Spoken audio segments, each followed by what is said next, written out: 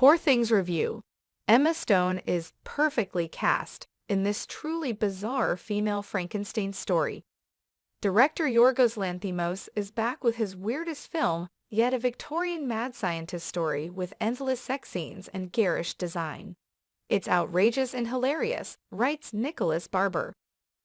Yorgos Lanthimos is the director of Dogtooth, The Lobster, The Killing of a Sacred Deer, and The Favorite, so it's fair to say that he has made some weird films in his time.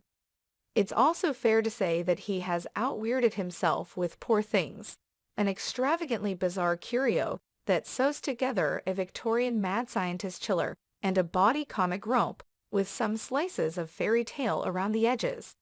Adapted from Alasdair Gray's award-winning Scottish novel, the film tells the story of Bella Baxter Emma Stone, a young woman who kills herself by jumping off Tower Bridge in London, only to have her body revived by a surgeon, Godwin Willem Dafoe, who puts a baby's brain in her skull.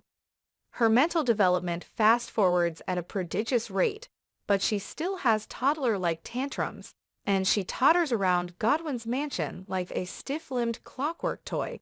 The wide-eyed Stone is perfectly cast. Godwin himself was operated on in similar ways by his own father, and now has the crazy paving face of Frankenstein's monster, although Dafoe manages to be touchingly expressive anyway. Godwin sees Bella half as a fascinating experiment, half as a cherished daughter. Meanwhile, his knave assistant, Max Remy Youssef, falls in love with the innocent, unfiltered Bella.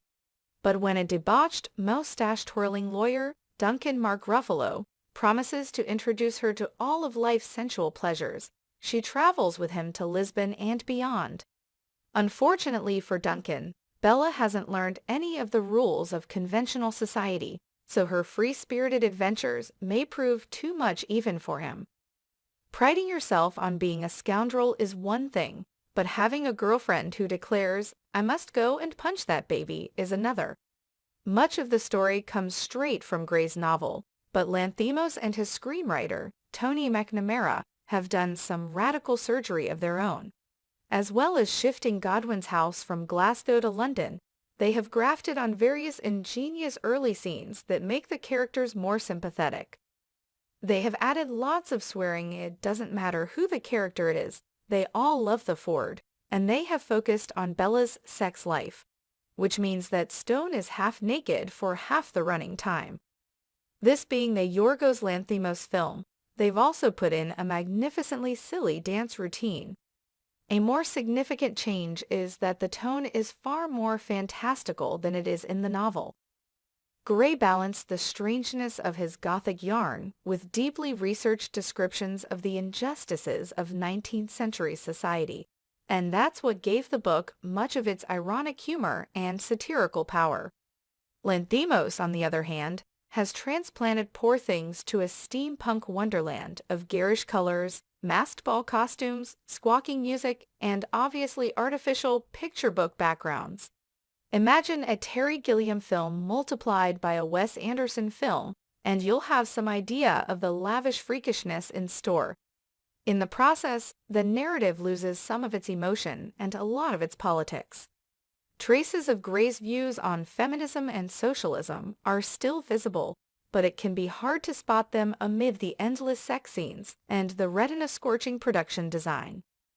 If you're not a fan of the novel, Lanthimos' wildly idiosyncratic approach won't bother you, but you may still find Poor Things off-puttingly over-the-top and self-indulgent.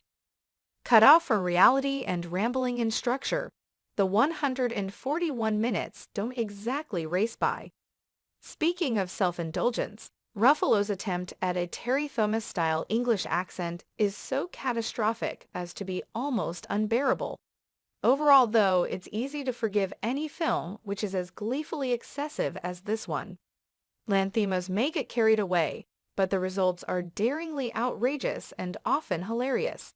He goes too far in his experiments, just as Godwin does. But as several of the characters argue, if you want to see the best and worst of life, too far is where you have to go.